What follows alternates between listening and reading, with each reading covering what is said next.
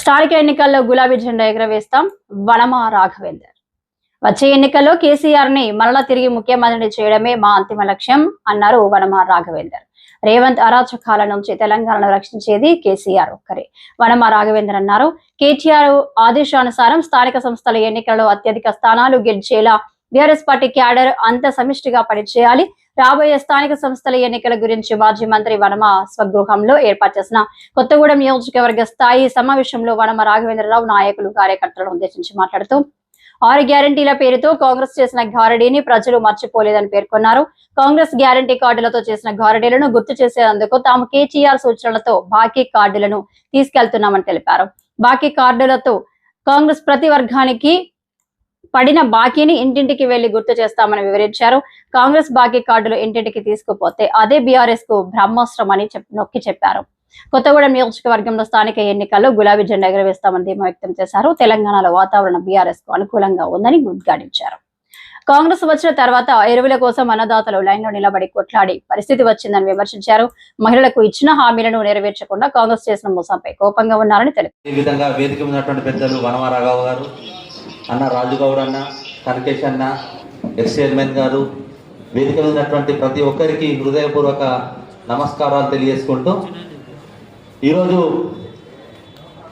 తెలంగాణ స్థానిక సంస్థల ఎన్నికల్లో గ్రామాల్లోకి వెళ్ళి ఓటు అడిగేటువంటి అవకాశం, అధికారం ఉన్నటువంటి ఏకైక రాజకీయ పార్టీ బీఆర్ఎస్ పార్టీ. ఎందుకంటే భారతదేశ చరిత్రలో ప్రతి గ్రామానికి ఒక డంపింగ్ యార్డ్ని, ఒక శ్మశాన వాటికను, ఒక ట్రాక్టర్ను, ఒక ట్రాలీని, క్రీడా ప్రాంగణంతో సహా ప్రతి యొక్క అవసరాన్ని గ్రామీణ స్థాయిలో తీర్చినటువంటి ఏకైక నాయకుడు కేసీఆర్ గారు. భారతదేశంలో 20 ఉత్తమ గ్రామ పంచాయతీలను సెలెక్ట్ చేస్తే 20 గ్రామ పంచాయతీలు తెలంగాణ నుంచి ఒక సంవత్సరం 19 తెలంగాణ నుంచే, ఒక సంవత్సరం 18 తెలంగాణ నుంచి. అంటే తెలంగాణ గ్రామాల యొక్క రూపాన్ని మార్చినటువంటి ఏకైక నాయకుడు కేసీఆర్ గారు. అదేవిధంగా మన జిల్లా పూర్తిగా గిరిజన వాతావరణం ఉన్నటువంటి జిల్లా మన కొత్తగూడెం నియోజకవర్గం కూడా. తండాలను, గూడాలను గ్రామ పంచాయతీలుగా మార్చినటువంటి ఏకైక నాయకుడు కేసీఆర్ గారు. మరి కేసీఆర్ గారి నాయకత్వంలో మన దగ్గర వనమా వెంకటేశ్వర గారి నాయకత్వంలో మన గ్రామాలన్నీ కూడా అద్భుతంగా నిర్మించుకున్నాం. రైతాంగానికి కూడా అద్భుతమైనటువంటి సేవ చేసిండు కేసీఆర్ గారు. రైతు బంధు నుంచి మొదలుకొని రైతు బీమా దాకా అనేక విషయాలల్లో ఓటు అడిగే సత్తా ఉన్న పార్టీ మనం మాత్రమే.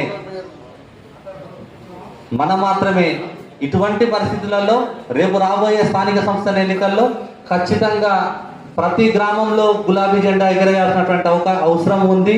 దాని ద్వారానే రాబోయే తరుణంలో మళ్ళీ కేసీఆర్ గారిని రాష్ట్రానికి ముఖ్యమంత్రిగా చేసేయడం కోసం బలమైన పునాదిని మనం ఇక్కడి నుంచే తీసుకోవాలి. మన నియోజకవర్గానికి అత్యంత అవకాశం ఉంది. ఎందుకంటే వాళ్ళ వనమా గారి నాయకత్వంలో ప్రతి గ్రామంలో అభివృద్ధి ఈ 30-40 సంవత్సరాల చరిత్రలో ఒక దిక్కు టీఆర్ఎస్ పార్టీ అధికారంలోని 10 సంవత్సరాలు గతంలో ఏ గ్రామంకి వెళ్ళినా వనమా వెంకటేశ్వరరావు గారి నేతృత్వంలో జరిగినటువంటి అభివృద్ధి కార్యక్రమాలు కానీ వారి యొక్క సంక్షేమ పథకాలు కానీ అనేకం ఉన్నాయి. కాబట్టి ఖచ్చితంగా మనం రానున్న స్థానిక సంస్థల ఎన్నికల్లో ముందుకు సాగాలని. ఇంకో విషయం, అందరిలో ఒక అభిప్రాయం ఉంది, రేపు కోర్టులో కేసు తర్వాత ఎన్నికలు ఆగిపోతే రిజర్వేషన్లలో మార్పు వస్తున్న ఆలోచన ఉంది. కానీ వాస్తవంగా మన దగ్గర లోకల్ బాడీస్లో సర్పంచ్కి కానీ ఎంపీటీసీకి కానీ 50% లోపుల్నే రిజర్వేషన్ పూర్తి చేశారు. 50% దాటి రిజర్వేషన్ పూర్తి చేయలేదు. కాబట్టి రేపు కోర్టులో, హైకోర్టులో కేసు ఏది జరిగినా దాని ప్రభావం మన దగ్గర ఉండదు.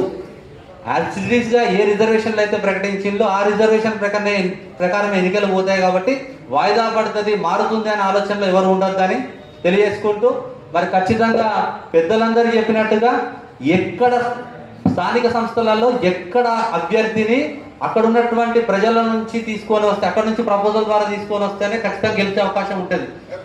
మనం ఎవరినో గుడ్డిగా పలానా అభ్యర్థిని పెడదామనే కన్నా కూడా ఆ ఊర్లో, ఆ గ్రామంలో కమిటీ వేసి ఖచ్చితంగా ప్రతి మండలానికి కానీ నియోజకవర్గ యూనిట్గా కానీ ప్రతి గ్రామానికి వెళ్ళి అక్కడ సమావేశం ఏర్పాటు చేసుకుందాం. అక్కడ ఉన్నటువంటి ప్రజల నుంచి అభిప్రాయం తీసుకుందాం.